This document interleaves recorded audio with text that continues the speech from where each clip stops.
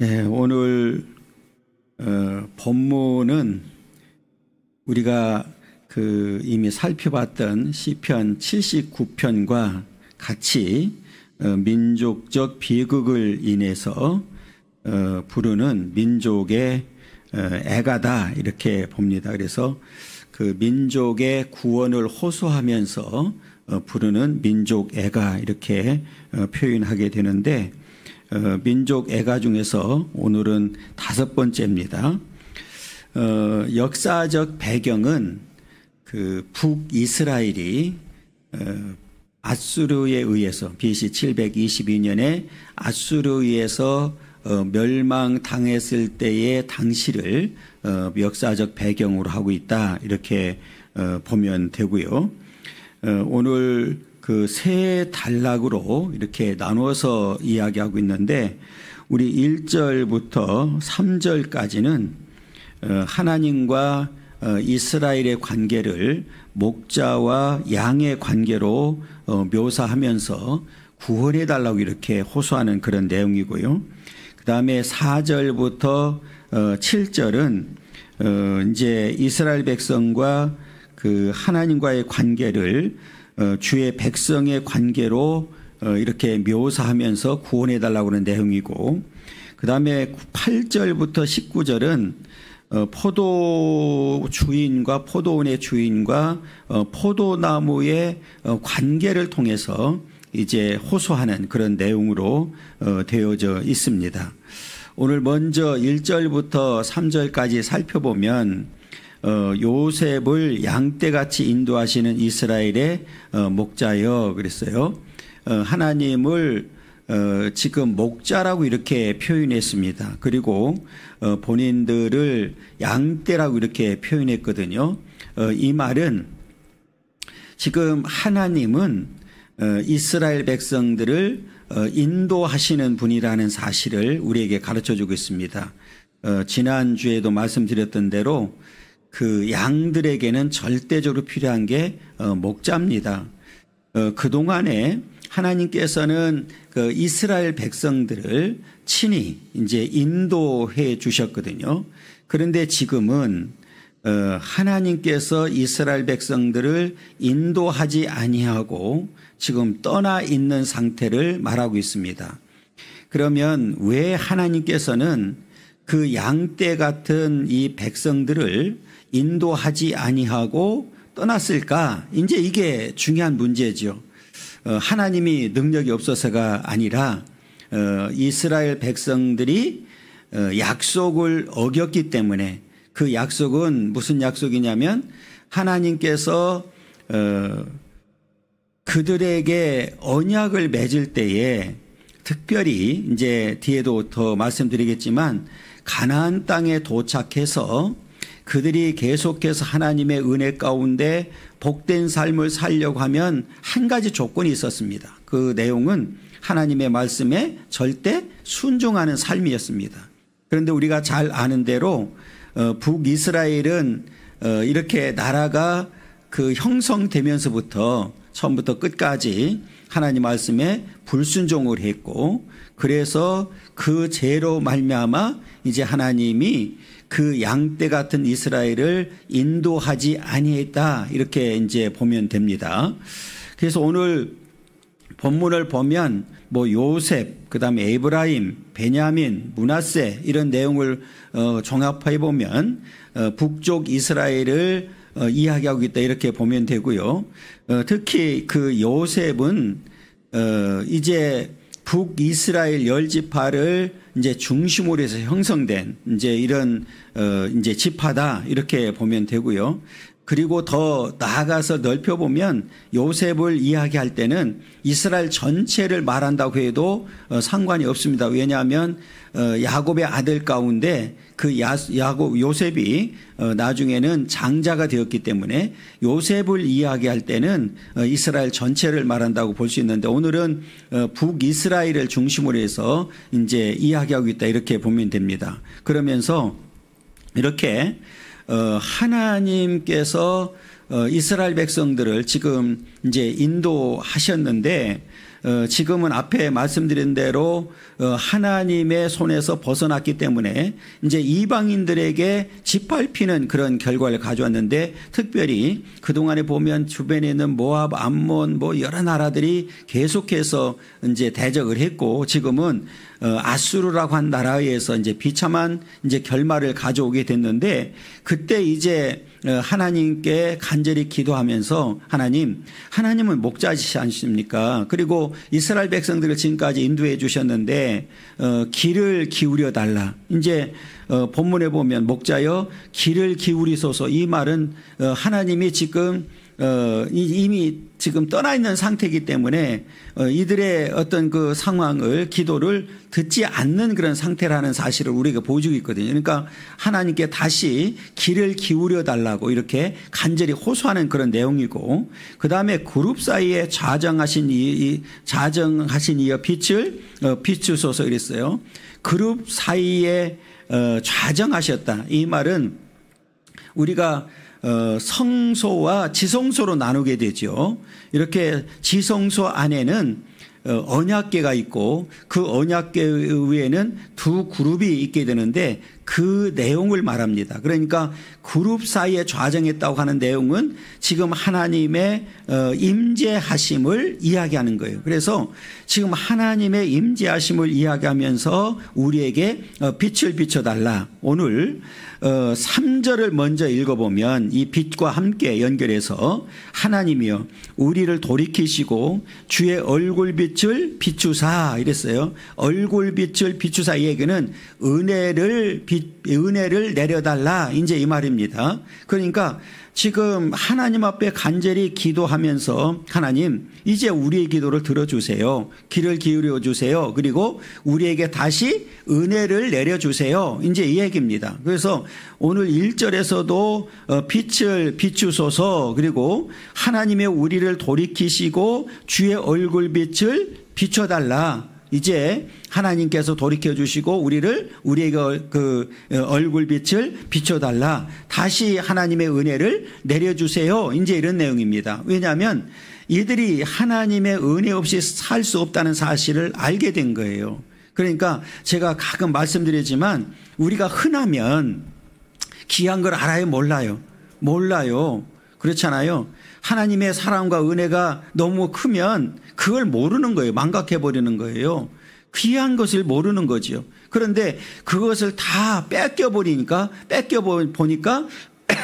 하나님의 은혜가 얼마나 큰지, 그리고 언제든지 기도할 때마다 하나님이 들어주실 때가 얼마나 귀한 삶인지를 깨닫게 되는 거예요. 그리고 이제는 비참한 상황이 되니까 하나님 앞에 구하는 거예요. 그런데 그동안에 우리가 잘 아는 대로 하나님이 이제 그들을 인도하다가 지금은 하나님의 인도가 그친 상태잖아요. 그러니까 오늘 양떼라는 얘기는 지금 양떼같이 하나님이 그동안에 인도해 주셨다. 그런데 지금 이 양의 특징 가운데 하나가 뭐냐면 고집이 세다는 거죠. 그러니까 하나님이 인도하는 대로 가면 되는데 하나님이 인도하는 대로 가지 않았단 말이에요. 제 고집대로 제 갈 길로 갔다고요. 그러니까 이사야에서 보면 그 얘기 나오잖아요. 양이 제멋대로 그냥 제 갈 길로 가는 그런 상태가 되어버렸다고요. 그때에 하나님께 이제 두 가지를 원하죠. 하나님, 우리의 기도를 들어주세요. 그리고 우리에게 다시 한번 은혜를 내려주셔서 구원시켜 주세요. 이렇게 이제 간절하게 기도합니다. 그러면서 오늘 그 2절에 보면 에브라임과 베냐민과 므낫세가 나오는데, 왜 이 지금 특별히 에브라임과 므낫세는 요셉의 아들들이거든요. 그리고 베냐민은 형제입니다. 동복 형제. 누구로부터 나온 거죠? 사랑하는 라헬의 두 아들이고, 요셉의 두 아들이 오늘 에브라임과 므낫세입니다. 그러면 이 내용을 우리가 이제 찾아보지는 않을 텐데, 민수기에서 보면 이스라엘 백성들이 출애굽해서 이제 광야를 가지요. 광야를 갈 때 이들이 뭐 중심으로 갔죠? 예, 성막 중심으로 했어요. 성막. 그러니까 항상 성막이 먼저 움직였어요. 그러면 성막을 치고 거기에는 이제 언약궤가 있잖아요. 그 이제 성소를 중심으로 해서 그 성경을 보면 그 항상 이 언약궤 뒤에는 누가 자리했느냐면 여기 에브라임과 므낫세입니다. 그러니까 에브라임과 베냐민 그 지파들이 그 중심이 돼서 항상 뒤따라갔어요. 이제 성막을 뒤로 이제 따라갔던. 그래서 그것을 연상하면서 에브라임과 베냐민과 므낫세 앞에서 주의 능력을 나타내서 우리를 구원하소서. 그러니까 이제 2절에서도 그렇고 3절에서도 그렇고 우리를 구원해 달라고 이제 간절히 소원하는 이제 그런 내용을 이제 담고 있습니다. 이렇게 하나님께서 친히 목자가 돼 주셔서 이제 인도할 때는 그렇게 크게 느끼지를 못한 거예요.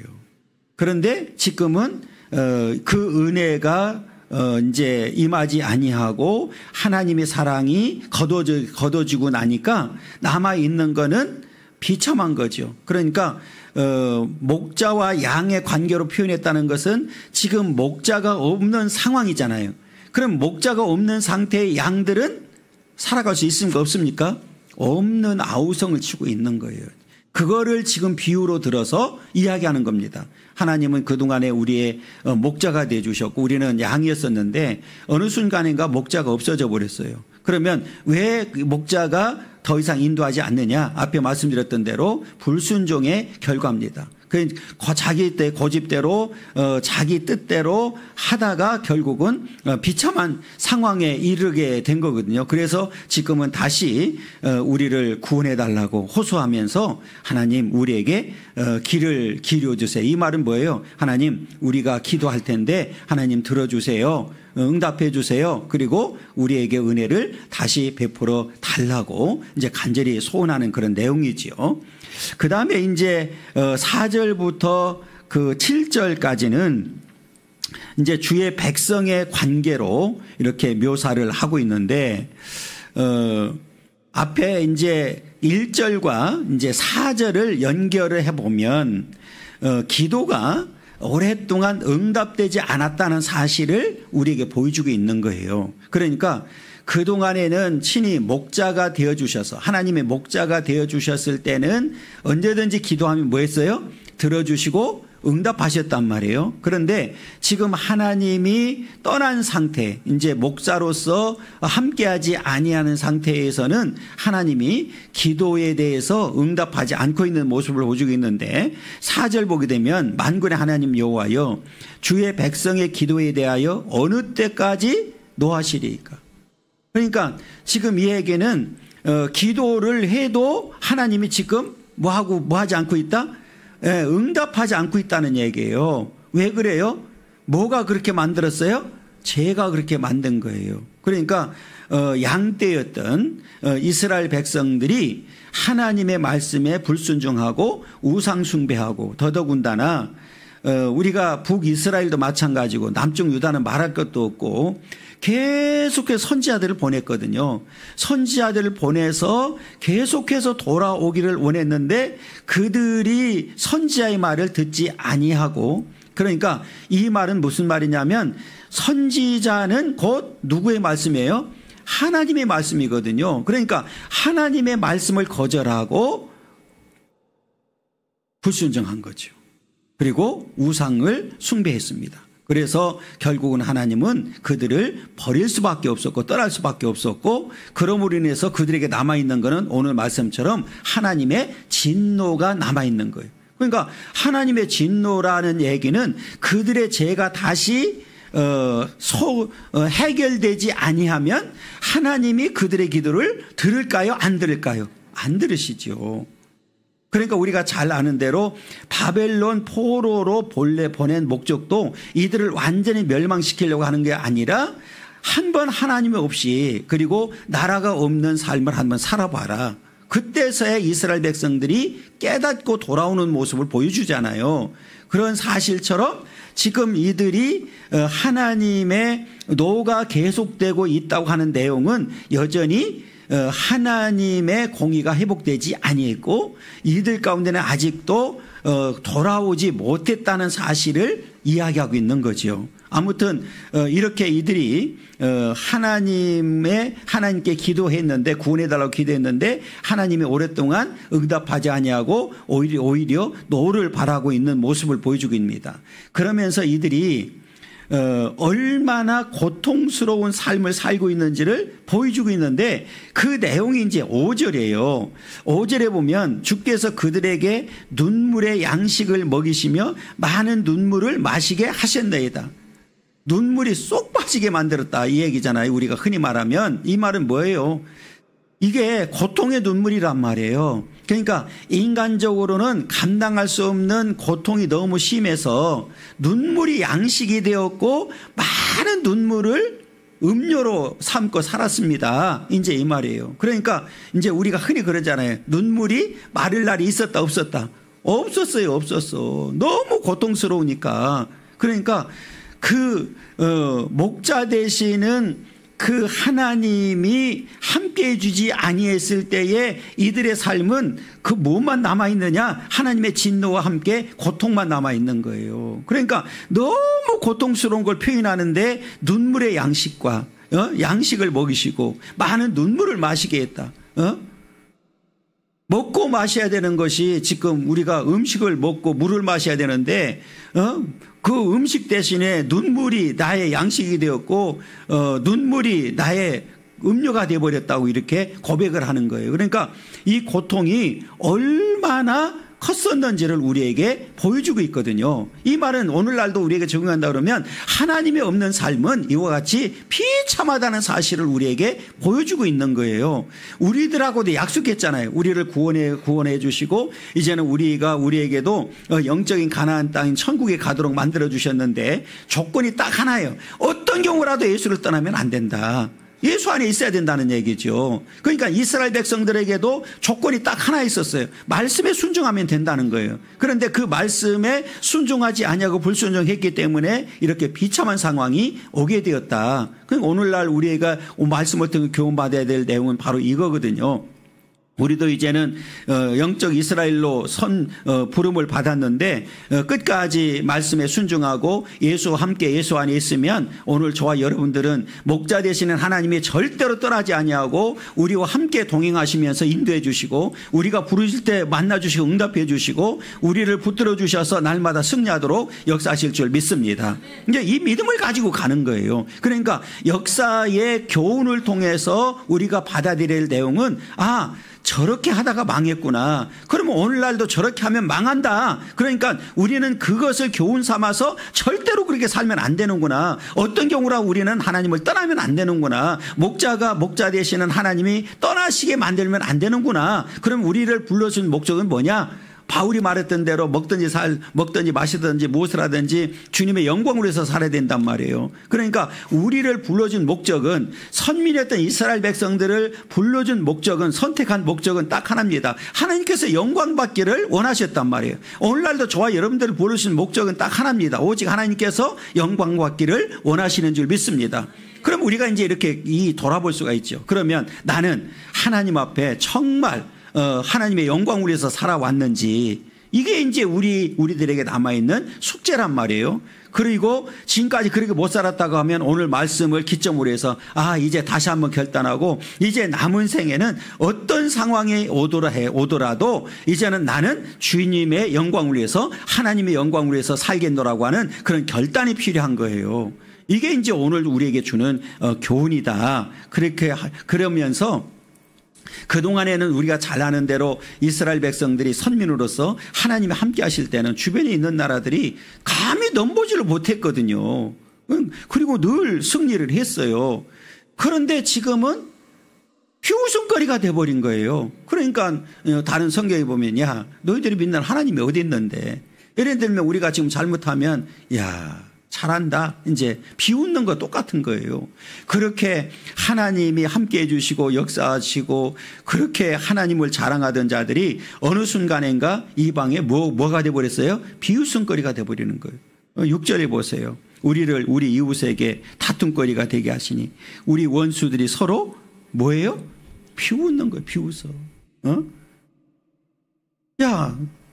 너희들이 믿는 하나님 어디 있는데? 이제 이러는 거잖아요. 비웃는 거예요 지금. 그러면서 7절에 보면 만군의 하나님이여 우리를 회복하여 주시고 주의 얼굴의 광채를 비추사 우리가 구원을 얻게 하소서. 하나님이 돌이켜달라고, 우리를 회복시켜달라고. 하나님, 어느 순간인가 보니까 세상에 이방 사람들이 우리를 비웃고 있습니다. 기가 막힌 일이 이제 벌어진 거예요. 그러면서 우리를 회복시켜달라고, 주의 얼굴의 광채를 비추고 우리를 구원해달라고. 그래서 앞에 이제 빛을 비춰달라, 3절에 주의 얼굴 빛을 비추사, 오늘 7절에 주의 얼굴의 광채를 비추사, 다 하나님의 은혜를 표현하는 거예요.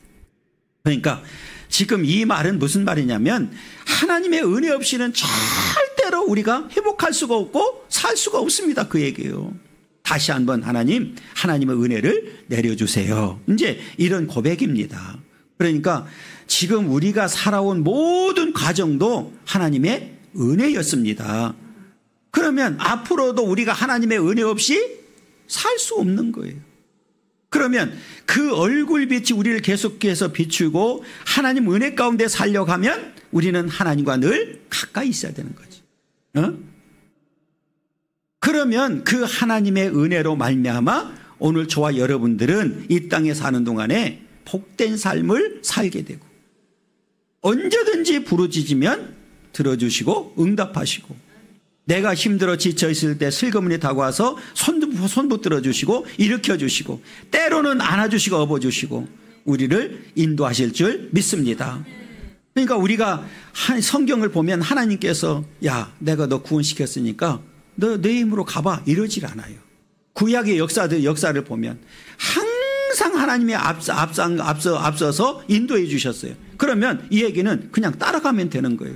우리 예수님 오셔서 우리에게 구원의 길을 열어주셨잖아요. 예수님이 내가 곧 길이요 그랬잖아요. 그 길은 다른 길이 아니에요. 세상 길이 아니에요. 천국 가는 길이란 말이에요. 예수님이 천국 가는 길을 쫙 열어주셨어요. 그리고 말씀하십니다. 야, 이제 내가 천국 가는 길을 열어놨으니까 내 힘으로 와봐. 아니에요. 우리 힘으로는 절대로 갈 수가 없어요. 그러니까 지금 예수님은 원래 보혜사로서 구원의 문을 활짝 열어놓으시고 하나님 우편에 앉아 계시면서 우리를 위해서 지금 뭐하고 계세요? 기도하고 계신다니까. 우리의 처소를 예비하시고 기도하시고, 우리의 연약함을 아시니까 예수님이 또 약속해 주셨잖아요. 또 다른 보혜사. 이 보혜사라는 뜻 자체가 돕는 자잖아요. 그러니까 또 다른 보혜사 성령을 보내주셔서 저와 여러분들을 지금 돕고 있어요.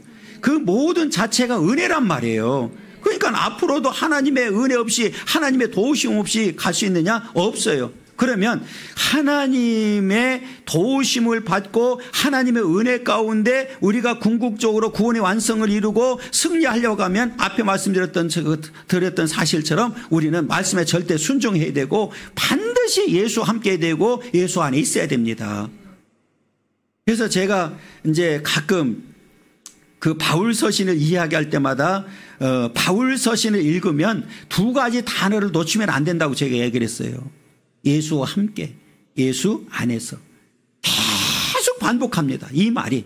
이제 제 이 말을 듣고 바울 서신을 읽어보면 반복돼요. 예수 안에서, 예수 함께. 그러면 바울이 어떻게 그렇게 그 힘든 과정을 이길 수가 있었을까? 그리고 항상 기도하고 하나님 앞에 감사하고 기뻐할 수 있었을까? 누구와 함께 있었기 때문에, 예수와 함께하고 예수 안에 있었기 때문에 가능했던 거예요. 그것을 오늘날 저와 여러분들에게도 똑같이 적용되는 거예요. 우리가 이 땅에 살면서 승리하는 비결은 내 힘으로가 아니에요. 우리가 천국 가서 완성하는 일도 우리 힘만으로는 갈 수가 없어요. 예수님이 쫙 글을 열어놓고 앞서 가셨단 말이에요. 이제는 나를 믿고 따라와. 그냥 예수님만 바라보고 예수와 함께 예수 안에서 가면 궁극적으로 우리는 승리하게 된다. 여러분, 이 믿음을 가지고 이제는 계속해서 달려가기를 간절히 소망합니다. 그러면서 오늘 이제 8절부터 마지막 19절까지는 포도원 주인과 포도나무 관계로 비유하고 있어요. 이스라엘 백성들을, 하나님과 이스라엘 백성들 관계를. 이제 우리가 쉽게 얘기하면 이런 거예요. 하나님께서는 이스라엘 백성들을 선택해서 약속을 해 주셨죠. 가나안 땅에 그 젖과 꿀이 흐르는 땅을 이제 주시겠다고 약속을 했습니다. 그리고 그 가나안 땅에 살고 있었던 자들을 다 이제 물리치시고 그 땅에 이스라엘 백성들이 살도록 만들어 주셨습니다. 이것을 뭘로 표현했냐면 하나님은 포도나무로 비유한 거예요. 그러니까 우리가 요한복음 15장에서도 나는 포도나무에 너희는 가지라고 말씀하셨던 사실처럼 이제 이런 내용들이 이제 이사야서에서 나오는데 지금 하나님께서는 이스라엘 백성들을 포도나무로 비유하고 그 포도나무를 젖과 꿀이 흐르는 가나안 땅에 심었어요. 그래서 심었더니 아주 잘 자랐어. 아주 가지도 치고 막 지금 쫙 퍼졌어요. 그런데 어느 날 하나님이 담을 다 얼어버렸어요. 담을 다 얼어버리고 그냥 지나가는 사람도 따게 만들고 멧돼지가 와서 잡아서 다 먹게 만들고 지금 이런 표현이에요. 한마디로 말하면 8절부터 19절까지는 이 말은 무슨 말이냐면 지금 하나님께서 포도나무를 심었을 때는 뭐를 원했어요? 열매죠. 좋은 열매 맺기를 원했어요.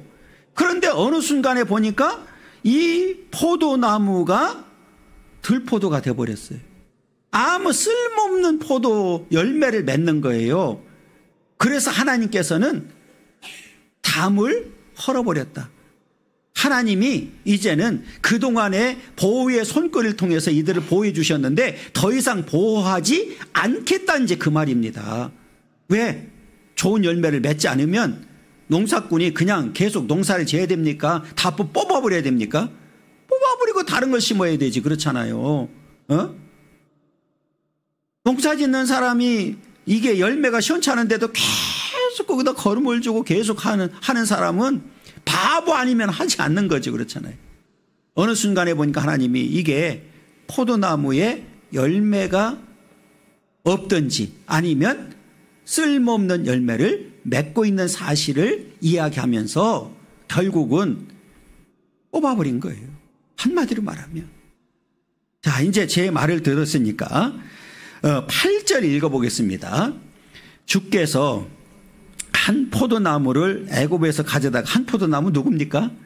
이스라엘 백성이에요. 이 선민으로 선택을 받은 이스라엘 백성들을 애굽에서 그 가져다가 민족들을 쫓아내고, 이 민족들은 가나안 족속들이잖아요. 7 족속을 쫓아내시고 그것을 심으셨어요. 그러니까 지금 가나안 땅에 이 그 7 족속을 다 내쫓이고 선민이었던 이스라엘 백성들을 살도록 만들어 주셨단 말이에요. 그것을 한 포도나무를 심은 것으로 지금 말씀하고 있는 거예요. 그러면 그 심은 분은 누굽니까? 하나님이 하나님. 그러니까 하나님이 직접 심으셨어요. 그죠? 그러니까 이 말은 무슨 말이냐면 이스라엘 백성들이 스스로 우리는 가나안 땅에 가서 살아야 되겠다고 가서 살 수 있었습니까? 없었어요. 불가능했어요. 되어진 일들이 모든 게 하나님의 은혜로 되어졌단 말이에요. 그래서 하나님이 그렇게 심어주셨어요. 자, 19절에 보면 주께서 그 앞서 가꾸셨다. 요 말을 앞서서 가꾸셨다. 그러니까 이스라엘 백성들을 출애굽해서 광야를 갈 때에도 늘 앞섰고, 그리고 그들이 잘 자랄 수 있도록 부지런히 뭐 했어요? 이들을 가꾸셨단 말이에요. 이 말은 무슨 말이냐면 완벽하게 지켜주셨다 그 말이에요. 왜? 하나님이 그들을 지켜주셨어요. 그래서 그 뿌리가 깊이 박혀서 땅에 가득했다. 그래서 처음에는 역사적으로 보면 이스라엘 백성들이 정말 그렇게 했어요.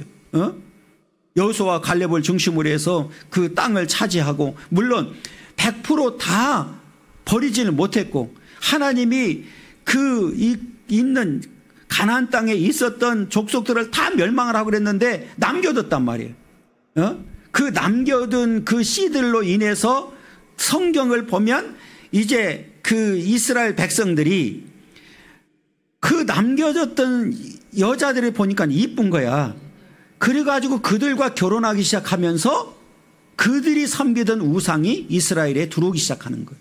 그래서 결국은 이제 멸망을 받게 되는데, 아무튼 지금은 하나님께서 그들을 심어서 땅에 깊이 박히고 땅에 가득하게 됐어요.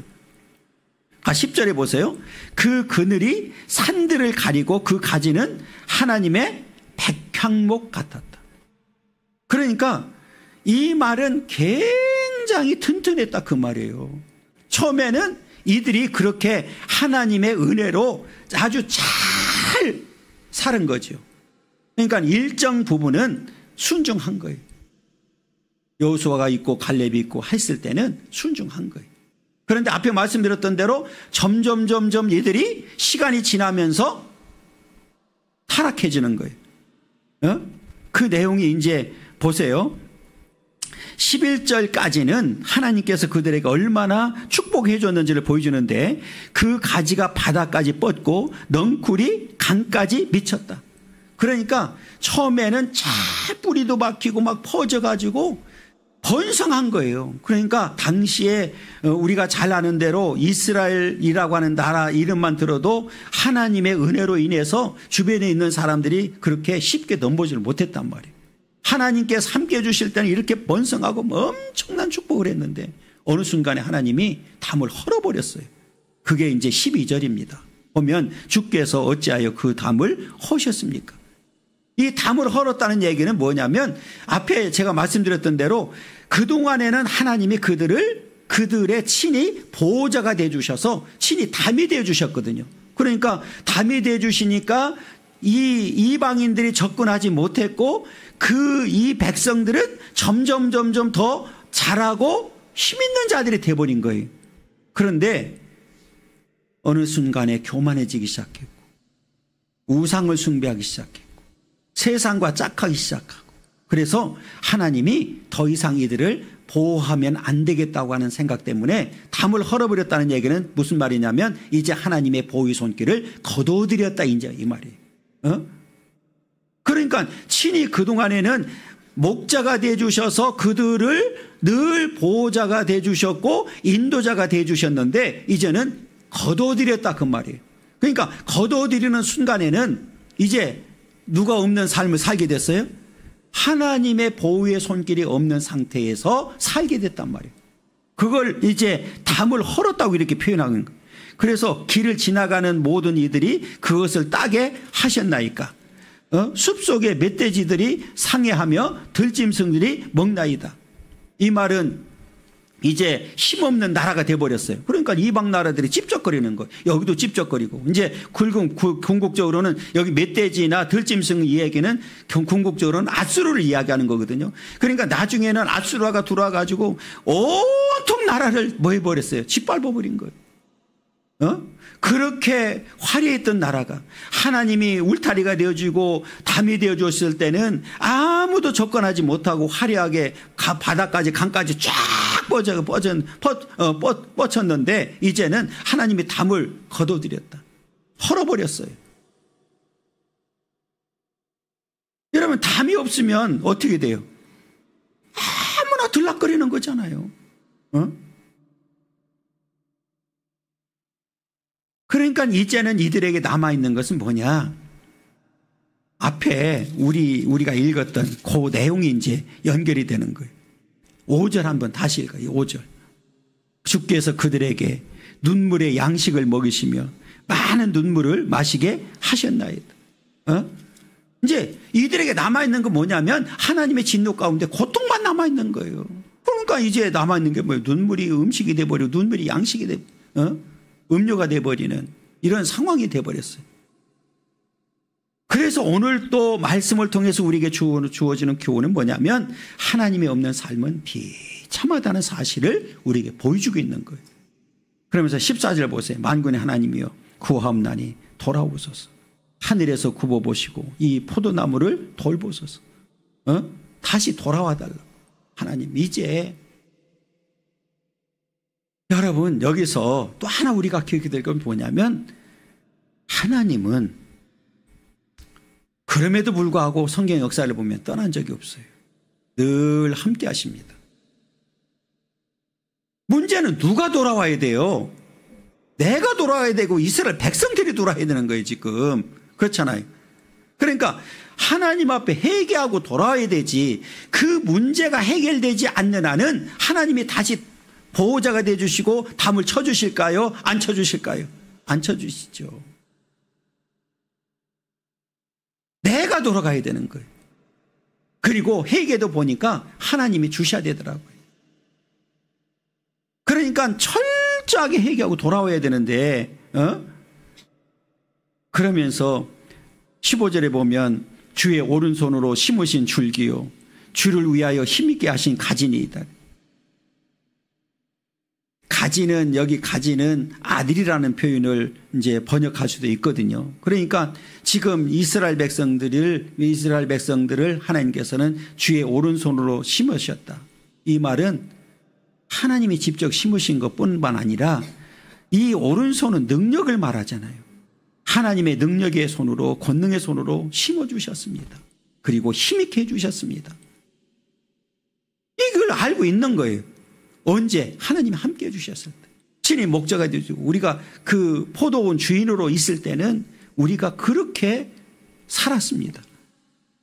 그런데 지금은 그렇지 못한 상태를 이야기하는 거잖아요. 그러면서 16절 보세요. 그것이 불타고 배임을 당하며 주의 면책으로 말미암아 멸망하오니. 그렇게 화려했던 나라가 성전은 말할 것도 없고 다 불타버리고, 우리가 잘 아는 대로 그 역사적으로 보면 뭐 했어요? 아수르한테 끌려갈 때 비참하게 해서래. 비참하게.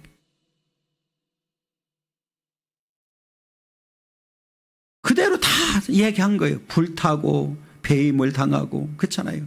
전쟁에서 지고 나면 하나님이 울타리를 헐어버리니까 그냥 아무 거리낌 없이 들어와가지고 아수르 군대가 그냥 짓밟아버리고 다 불살라버리고 쓸만한 사람은 다 포로로 끌어가버리고 멸망을 했잖아요. 얼마나 비참하게 됐는지를 보여주는 거예요. 그래서 앞에 말씀드렸던 대로 역사적인 배경은 BC 722년에 아수르한테 멸망한 그 역사적인 배경을 하고 있다고 제가 말씀을 드렸어요. 그러면서 주의 오른쪽에 있는 자, 곧 주를 위하여 힘있게 하신 인자에게 주의 손을 얹으소서. 여기 주의 오른쪽에 있는 자는 바로 이스라엘 백성들을 말합니다. 이제 하나님께서 다시 오른손을 얹어주셔서 회복시켜주세요. 이제 이런 내용이에요. 하나님께서 그렇게 은혜 베풀 때 잘하지. 누가 불렀더라고 있을 때 잘하지.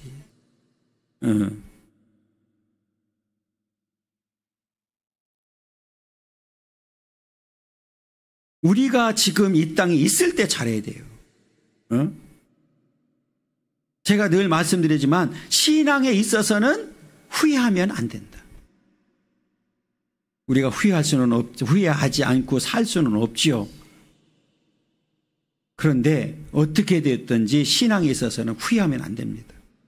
그러니까 주어진 시간 오늘 하루를 우리는 최선을 다해서 살아야 된다는 거죠. 그랬을 때 하나님께서는 우리가 이 땅에 사는 동안에 힘있게 살아가도록 역사하실 줄 믿습니다. 그래서 주의 오른쪽에 있는 자, 곧 주를 위하여 힘있게 하신 인자에게 주의 손을 얹으소서. 이제 회복해달라는 거죠. 하나님이 함께 해주셔야 됩니다. 하나님이 은혜 베풀어 주셔야 됩니다. 이제는 하나님이 포도원 친히 농부가 되어주셔서 울타리가 되어주셔야 됩니다. 목자가 되어주셔서 우리를 인도해 주셔야 됩니다. 근데 이런 고백이거든요. 그러니까 이 말은 하나님이 없는 삶을 살다 보니까 얼마나 비참한지를 알게 된 거예요. 여러분, 우리가 지금 마음 놓고 예배드리고 편안하고 하니까 귀한 걸 모르는 거예요.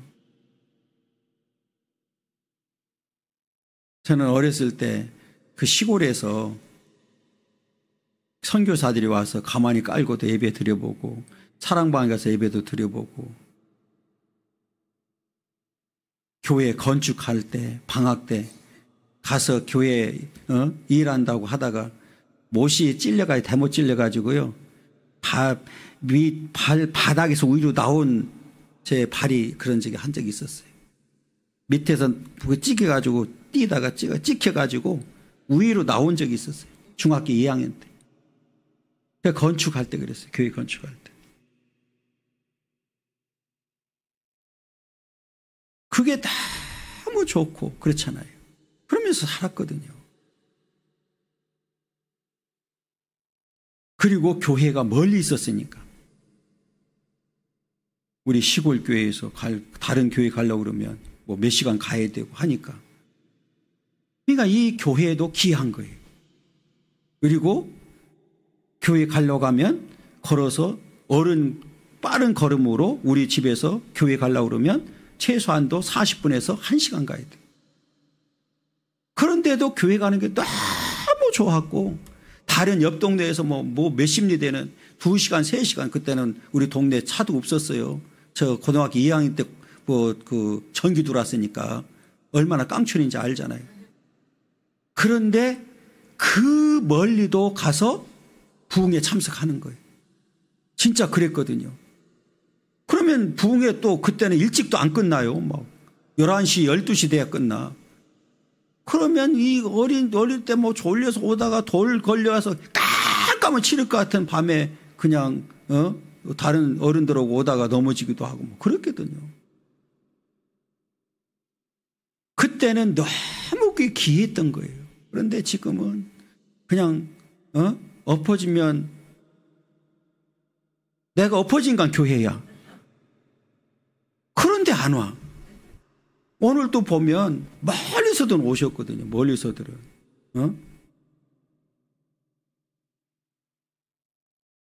너무너무 고맙죠. 그런데 엎어지면 교회인데 그 옆에 동네 있잖아. 엎어지면 교회.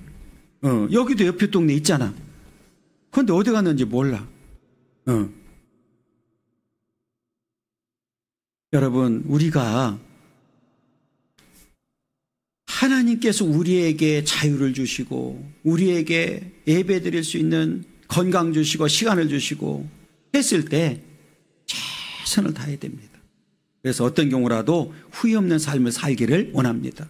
오늘 본문에 보면 그런 내용이에요. 하나님, 이제 돌이켜 주시고 회복시켜 주세요. 구원해 주세요. 은혜를 베풀어 주세요. 하나님 없이 살 수가 없어요. 이제 이런 고백이잖아요. 18절에 보면 그리하시면 그랬어요. 그리하시면 손을 얹어서 우리를 회복시켜 주시면 우리가 주에게서 물러가지 아니하리니. 그런데 여러분, 역사적으로 보면 뭐 북이스라엘은 뭐 이제 끝났고 그다음에 남쪽 유다가 멸망을 당했잖아요. 바벨론에 망했다가 다시 돌아올 때 보면 물론 그때 뭐 북이스라엘이 망했던 자들도 함께 돌아오는 이런 일들을 보게 돼요. 여러분, 돌아와 가지고 여기서 그랬잖아요. 물러가지 않는다고. 우리가 흔히 그런 얘기잖아요. 올 때 다르고 갈 때 다르고. 내가 급할 때는 막 와서 막 그냥 울고 불고 하다가 그게 해결되면 안 나와. 없어. 희한하지. 여기서도 그 얘기예요. 그렇게 해주면 물러가지 않는다.